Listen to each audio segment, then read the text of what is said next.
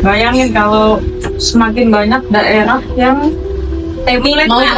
seperti di Jogja, kepala daerah tidak dipilih secara demokratis, kemudian punya anggaran istimewa misalkan, itu pasti banyak itu sekali akan polemiknya. terlaksana hidup dan tumbuhnya raja-raja kecil di daerah. Ada 341 usulan per 26 Februari terkait dengan daerah otonomi baru ataupun pemekaran otonomi khusus ataupun pemekaran daerah khusus. Itu dilansir dari Kompas per 25 April 2025. Nah,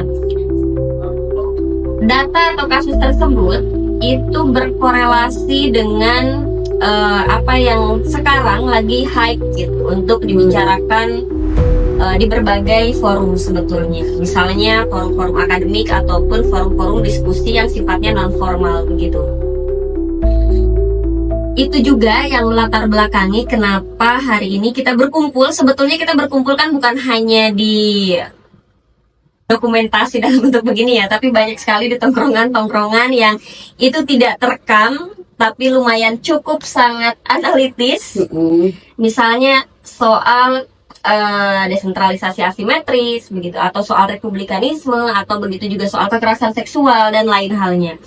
Tapi hari ini kita akan berbicara soal desentralisasi asimetris dan kaitannya dengan republikanisme, atau bagaimana desentralisasi asimetris itu dilihat dalam perspektif atau dalam kacamata republikanisme. Kali ini saya sebagai Sena Putri Safitri, sebagai pembicara pertama atau sebagai tukang bicara pertama. Kemudian yang kedua ada kawan berpikir saya, Fre. Hai. Kemudian yang ketiga ada lawan bicara saya, ada Kak Nana atau ada Nana. Halo. Halo.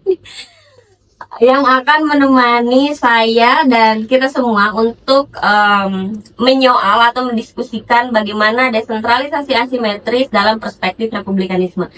Sebetulnya kenapa ini menarik? Karena desentralisasi asimetris itu hadir tidak hanya sebagai konsep yang baru atau yang masih banyak perdebatan, polemik di berbagai diskursus, tapi juga bagaimana kita sebagai seorang scholar itu menjadikan republikanisme sebagai value atau sebagai perspektif atau sebagai parameter gitu, bagaimana desentralisasi atau demokrasi di Indonesia itu dijalankan. Mungkin yang pertama kita bahas aja dulu kali ya, karena kan dari tadi kita udah berbicara apa sih desentralisasi asimetris itu gitu. Kemudian ya mungkin orang dengar gitu atau pernah baca, tapi kan tidak semua audiens kali ini tuh adalah orang hukum, Kak Nana dan Kak Gina. Jadi rasa-rasanya tidak akan rugi dan tidak akan capek bagi kita untuk menyampaikan sebetulnya konsep desentralisasi asimetris itu apa sih, Nah, menurutmu gitu? Ini menurutku, ini menurut penjelasanku, tapi berdasarkan Benyamin Husin itu dia menulis perbedaan desentralisasi asimetris dan juga desentralisasi simetris. Nah, ini desentralisasi asimetris ini tuh menarik banget dibicarakan gitu, karena dia itu kekhususan melekat pada dia gitu. Nah, karakteristiknya yang berbeda gitu. Nah, jadi desentralisasi asimetris ini cuman atau hanya diberikan kepada daerah-daerah yang punya latar belakang, karakteristik dan kekhususan yang berbeda dari wilayah-wilayah yang lain gitu. Misalkan ada 4 faktor yang menjadi perbedaan antara desentralisasi asimetris dan juga desentralisasi simetris. Yang pertama berbicara soal kesejarahan ataupun historis dari suatu wilayah atau daerah tersebut. Yang kedua ngomongin soal politik dan ekonomi. Terus yang ketiga soal keamanan sebenarnya, apakah dia masuk ke wilayah perbatasan perlu diamankan ataupun sumber daya alam di wilayah tersebut perlu dikelola dengan baik oleh suatu daerah tersebut. Dan yang ketiga letak geografisnya itu. Nah, Jadi itu menjadi pembeda sebenarnya. Jadi cuman di Indonesia itu hanya ada beberapa wilayah atau daerah ya yang diberikan otonomi khusus tadi, otonomi Itu khusus yang apa berbeda. aja sih daerah otonomi khusus yang ada di Indonesia? Kalau di Indonesia itu ini ya dia punya ini dia itu kekhususannya itu bisa dilihat dari dia punya undang-undang khusus. Nah, contohnya Undang-Undang Keistimewaan Yogyakarta. Terus yang kedua Undang-Undang PA Aceh di Aceh gitu. UU-PA-nya Aceh. Terus juga Undang-Undang di DKI Jakarta juga punya ya punya undang-undang khusus. Nah, DKI Sama Jakarta sama Papua gitu. Papua itu kan letak geografisnya karena tadi faktor sumber daya alamnya, terus wilayah juga konflik juga sebenarnya gitu kan. Kayak gitu sih. Oke, berarti apa ya, desentralisasi asimetris itu dia hadir bukan hanya sebagai gagasan gitu ya, tapi juga memang sudah diterapkan ternyata di Indonesia. Tapi apakah udah ada payung hukumnya atau emang ya dia ada tapi dalam regulasi tertentu aja gitu, apa gimana? Kalau baca beberapa literatur sih teman-teman sebenarnya bisa baca ya karena sekarang sudah canggih. Itu ada beberapa literatur yang mengatakan bahwa di konstitusi kita ya Undang-Undang Dasar 1945 itu menjelaskan di pasal 18A sama 18B itu sebenarnya itu sudah menegaskan bahwa ada wilayah-wilayah ataupun daerah-daerah yang memberikan kewenangan untuk tadi punya otonomi khusus yang khusus banget gitu. Contohnya tadi dia punya undang-undang itu. Nah itu nggak secara eksplisit dan rigid memang gitu, tidak dijelaskan secara eksplisit dan rigid gitu. Makanya dia menghadirkan undang-undang di suatu daerah itu undang-undang otonominya daerahnya sendiri itu kan undang-undang khususnya Keistimewaan Yogyakarta gitu. Terus Aceh punya undang-undangnya, Jakarta punya undang-undangnya. Nah itu di undang-undang dasar kita sudah dijelaskan di pasal 18A sama 18B sebenarnya. Berarti dia ada sebagai apa ya, yang memayungi desentralisasi asimetris itu hanya ada dalam pasal 18 di konstitusi tersebut A sama B. Tapi secara khusus belum ada regulasi berupa misalnya undang-undang organik yang itu khusus untuk membahas soal desentralisasi. Iya, belum ada gitu. Yang misalkan undang-undang desentralisasi asimetris gitu nggak ada. Tapi kita punya undang-undang yang simetris. Undang-undang nomor berapa ya? Undang-undang nomor 23 tahun 2014 tentang otonomi daerah. Pemda daerah.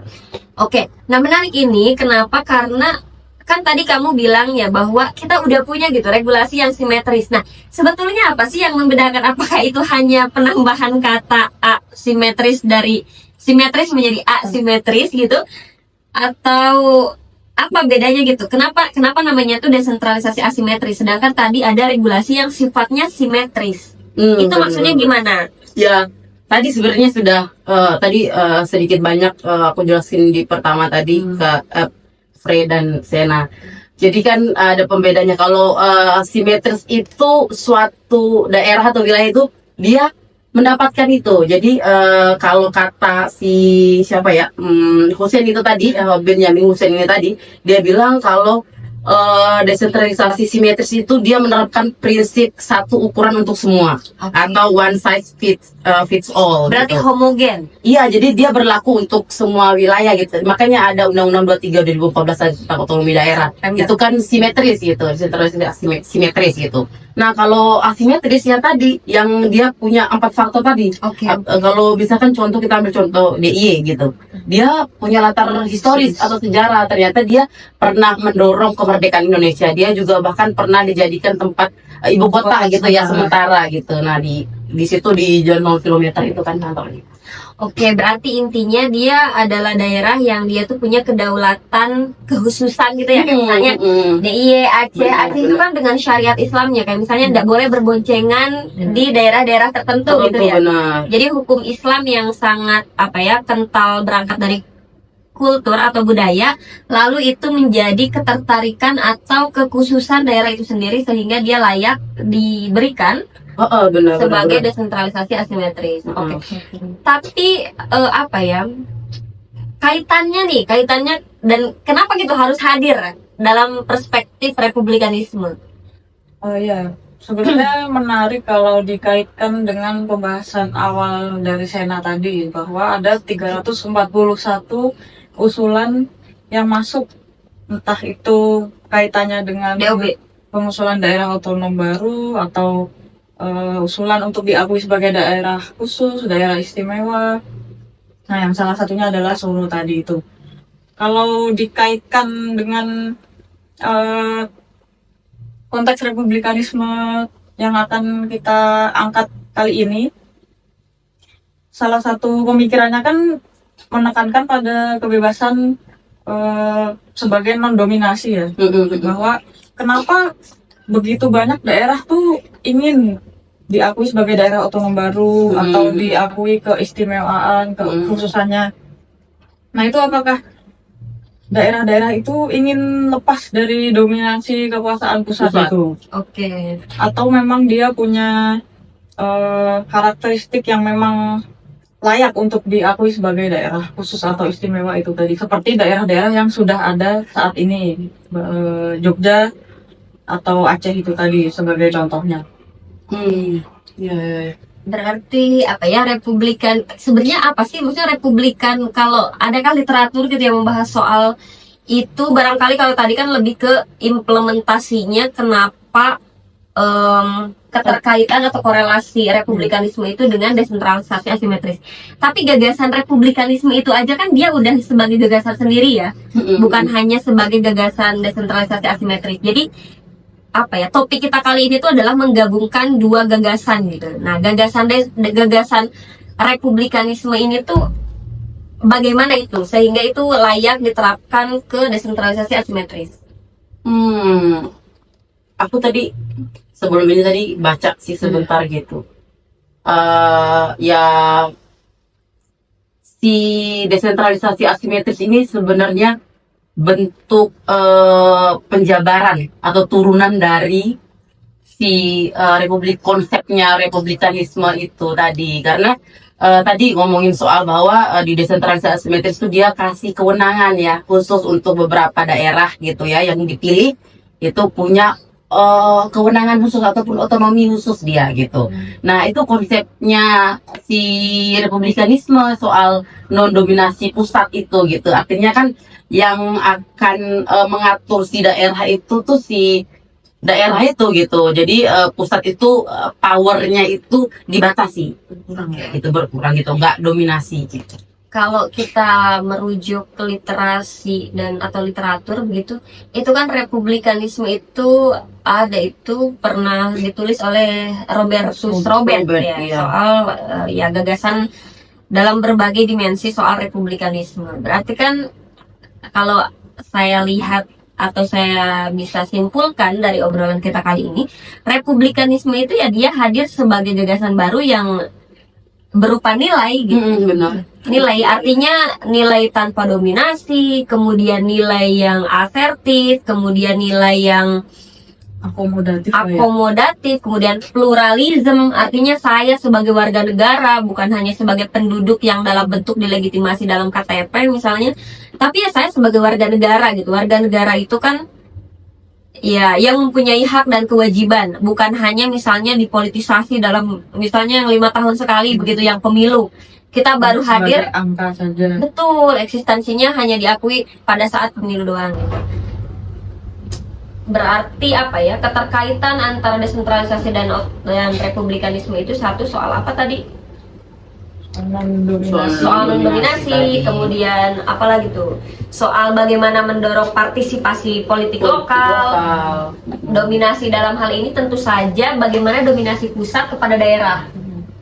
Dan sebetulnya ya, konsep desentralisasi asimetris sendiri itu kan masih pro kontra ya, dan belum usai gak sih di Indonesia? Iya. Maksudnya masih sering dibicarakan. Buktinya itu ada kasus berapa tadi ya? 341 itu membuktikan bahwa ternyata desentralisasi asimetris ini tuh orang semua wilayah, semua daerah, ada beberapa daerah tadi ya, itu pengen mendapatkan itu gitu. Berarti kan saking istimewanya si desentralisasi asimetris ini gitu. Tadi kalau ngomongin 4 faktor tadi gitu kan, 4 faktor tadi ngomongin soal historis, soal etnis, budaya, geografis, dan letak keamanan dan lain-lain dari politik dan ekonomi tadi. Nah, artinya kan bahwa apa sih namanya, wilayah-wilayah khusus misalkan perbatasan di Nunukan misalkan di Kalimantan Utara itu kan wilayah perbatasan, itu jalur ilegal kan juga ada di situ gitu. Sangat rentan kan, artinya kan jangan sampai ya ternyata mereka bisa jangan gitu, mereka bisa mengajukan otonomi khusus yang khususnya desentralisasi asimetris itu gitu. Nah, bisa jadi nih semua wilayah yang ada di Indonesia nih ya, aku misalkan dari NTT gitu juga mau gitu. Soalnya kami punya sumber daya alam gitu yang mumpuni gitu untuk mengajukan itu. Kalau ngomongin soal faktor geografis tadi.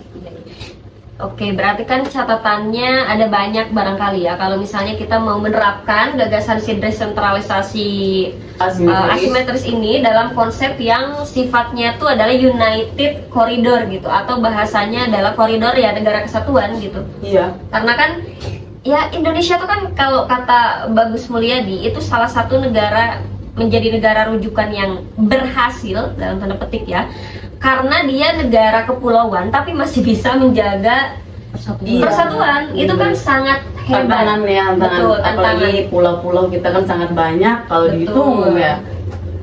Nah, cuman ternyata ini nggak cuman di Indonesia yang menerapkan desentralisasi asimetris itu, ya kan kayak gitu.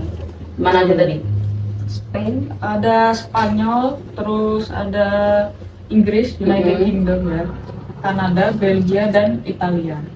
Oh iya. Tapi itu bisa kan kalau kita negara kesatuan tadi ya batasannya.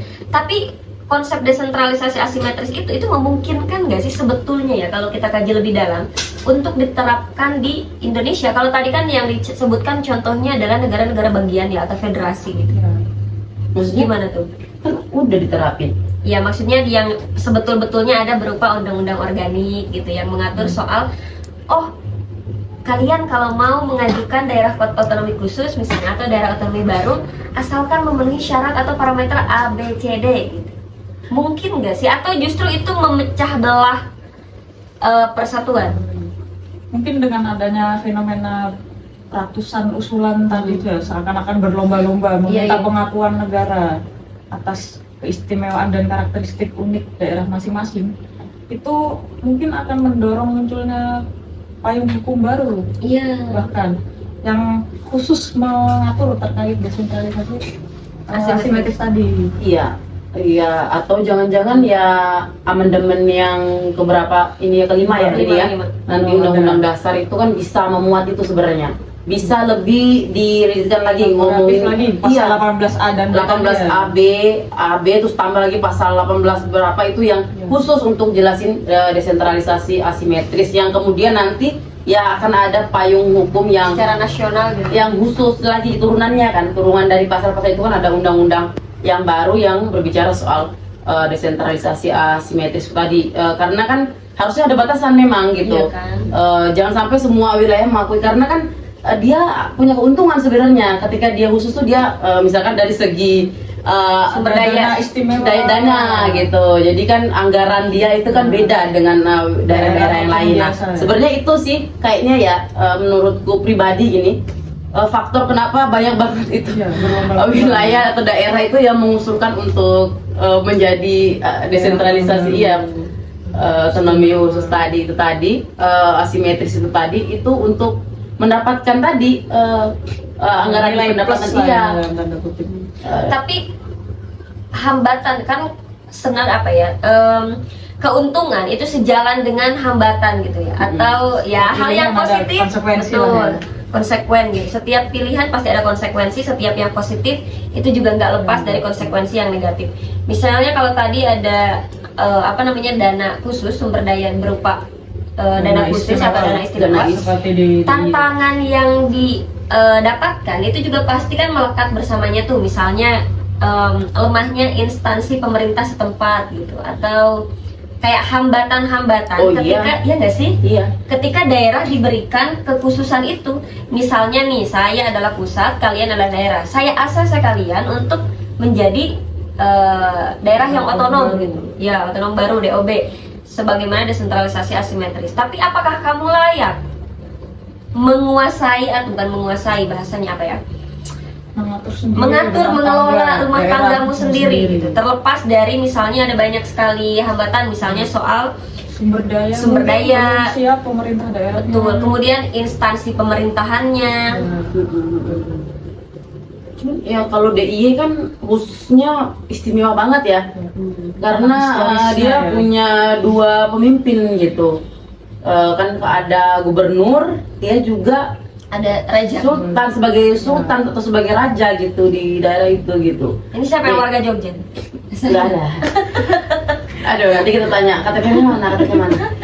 Nah itu sangat ini kan, itu juga sebenarnya problem itu dan menjadi perdebatan yang sampai hari ini soal undang-undang keistimewaan. Bahkan mungkin akan ada rencana yang mau ngajuin JR soal undang-undang keistimewaan itu gitu, karena merasa aneh dan ini demokratisnya di mana ini gitu, karena kan Apa-apa di bawah raja. karena kan gubernurnya itu tidak dipilih, gubernur tidak dipilih, dia cuman punya kewajiban, dia punya kewajiban melaporkan, pertanggungjawaban lah, melaporkan apa yang dia kerjakan selama 5 periode itu kayak gitu, 5 periode lagi 5 tahun itu gitu.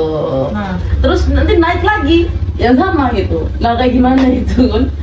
Bayangin kalau semakin banyak daerah yang template seperti Jogja, kepala daerah tidak dipilih secara demokratis, kemudian punya anggaran istimewaan misalkan, itu pasti banyak Itu sekali akan polemiknya. terlaksana hidup dan tumbuhnya raja-raja kecil di daerah, yang akan merusak negara kesatuan. Itu kan ketakutan para akademisi dan ahli hukum sekarang tuh adalah separatisme gitu, kayak di sebagaimana kita ketahui Papua begitu. Tapi kan desentralisasi asimetris itu ternyata juga bukan hanya konsep asimetris ini tuh bukan hanya ada dalam desentralisasi, tapi juga ada dalam pilkada asimetris. Itu Iya nggak sih? lagi hangat dibahas ya. Iya. Bagaimana pemilihan kepala daerah itu dilakukan juga secara asimetris gitu. Oke, kembali ke pertanyaan yang paling krusial sepertinya, gimana caranya kita itu tuh memungkinkan, mewujudkan atau langkah konkret untuk mewujudkan desentralisasi asimetris itu dalam koridor negara kesatuan gitu. Jadi tidak merusak atau tidak cenderung merusak persatuan yang mati-matian juga itu kita bangun di Indonesia atau NKRI ini. Ya, Dalam perspektif republikanisme tentunya. ya karena kan si desentralisasi asimetris ini kan sebenarnya ejawantahan turunannya dari si prinsip republikanisme tadi gitu. Nah kalau dari aku pribadi sih, ya tadi kita sebenarnya udah banyak bahaskan gitu bahwa kita jangan-jangan butuh payung hukum gitu ya, payung hukum yang baru tentunya gitu, yang itu dia memberikan pembeda gitu ya. Dia ngomongin soal karakteristik, bentuknya, terus batasannya dari si desentralisasi asimetris ini apa gitu. Jadi ketika suatu daerah itu mau mengusulkan, dia harus Memenuhi syarat parameter itu. Iya betul, nggak sembarang gitu loh diberikan gitu. Solo desentralisasi asimetris emang boleh.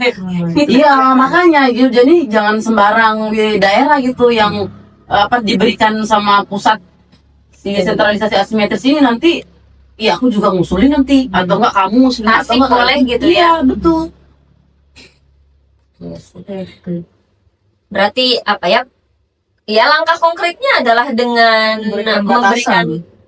memberikan batasan melalui adanya regulasi yang dia tuh memayungi bagaimana tindak tunduk ketika itu akan diterapkan di negara kesatuan gitu sih, desentralisasi asimetris ini.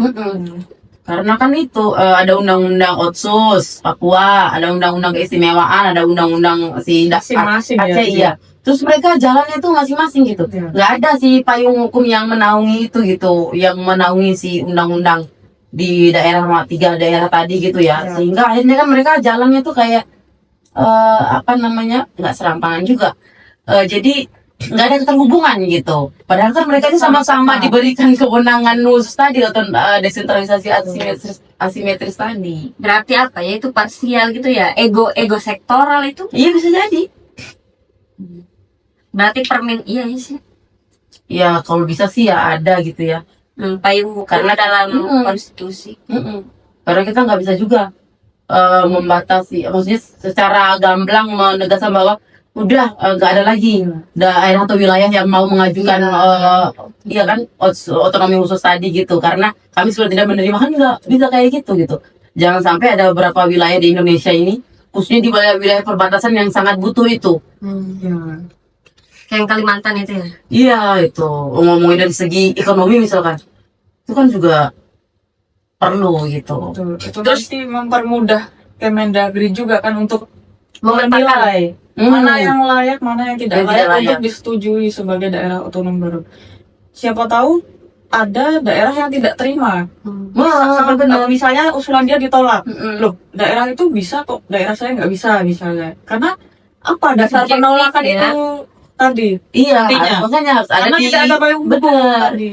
Jadi ketika ditanya apa penolakan, ya ini lo baca lo undang-undangnya gitu. Nanti malah memunculkan konflik baru. Untuk Yes. Kemendagri harusnya kalau mau bikin naskah akademik dan rancangan Undang. undang kita bertiga ya, Undang bisa dihubungi anak kenegaraan 24 bisa dihubungi di GM. bawah ini.